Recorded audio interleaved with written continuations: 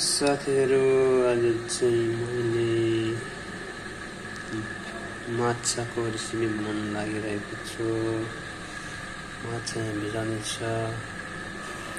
Cutting kitchen fry गर्ने पकाउने ठाउँ यसमा बनाउने। भात पाक्दैछ, मसलाहरू यहाँ छ।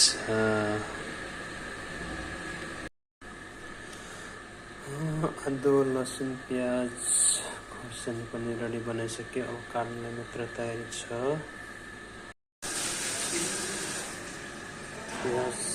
प्याज टमाटर खोर्सानी सबै कटिङ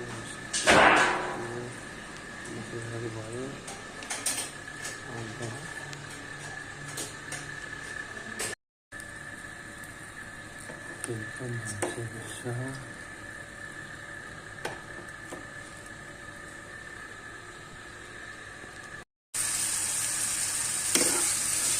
प्याज भर्ने, प्याज र खोर्सानी हाल्छु। प्याज हल्का रातो रातो हुन लाग्ने बेलामा फेरि आदु लसुन हाल्ने, टमाटर हाल्ने।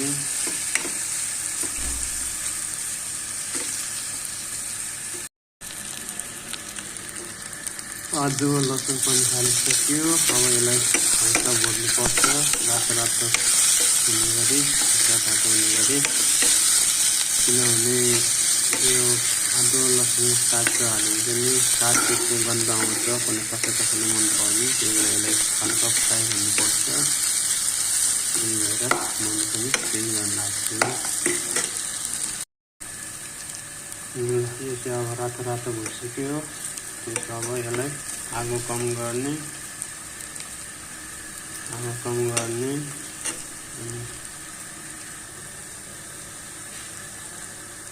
नुन बेसार हालिसक्यो। त्यसपछि अब हाल्ने,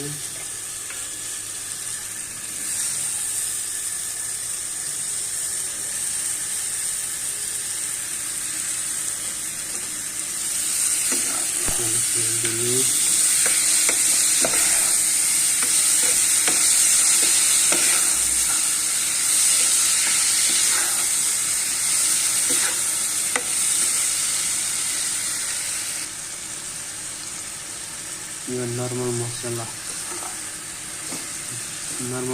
पनि हालिसक्यो।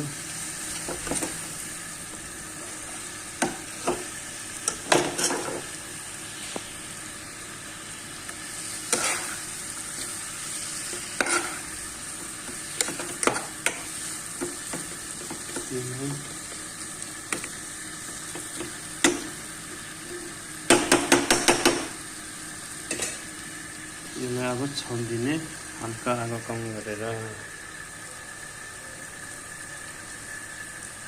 यसलाई छोडिदियो, आगो कम गरिदियो। बिस्तारै पाक्छ टमाटर।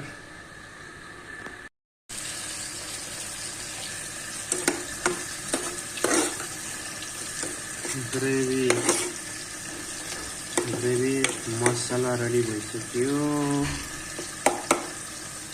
अब माछा फ्राई हुनेछ। अब यो माछा फ्राई भइसकेपछि सिधै हाल्ने,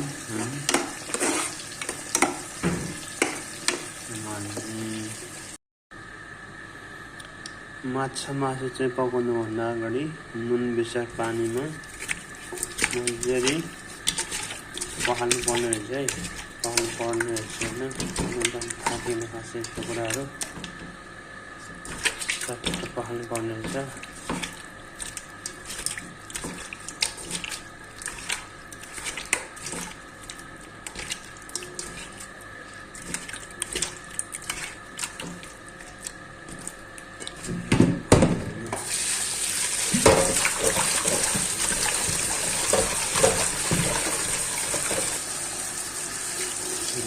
पकाइसक्यो, नुन बेसार र नुन पानी पर्न सक्यो। अब यसलाई हल्का दिएर फ्राई गर्ने। माछा फ्राई हुँदैछ, तर माछा चाहिँ ड्राई डिप ड्राई चाहिँ गर्नुहुन्न। डिप ड्राई गऱ्यो भने चाहिँ माछाको टेस्ट आउँदैन। त्यही भएर हाफ फ्राई मात्रै गर्नुपर्छ। हाफ फ्राई गऱ्यो भने टेस्ट आउँछ माछाको। सो हाफ फ्राई मात्रै गर्छु नि। ल माछा फ्राई पनि भइसक्यो, धनिया पनि रेडी भइसक्यो। अब यसमा हल्का ग्रेभी तरिकाले पानी हाल्ने अनि उमाल्ने 15 मिनट अनि पाक्ने। ल माछा उम्लिन्छ, माछा पाक्न लागि माछा पाकिसक्यो। अब धनिया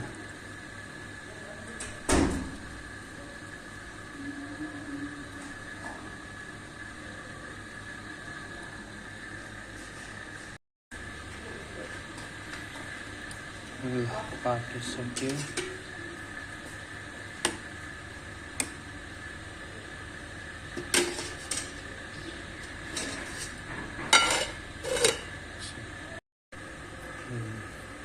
अब चटक लाएर खानुपर्छ ल।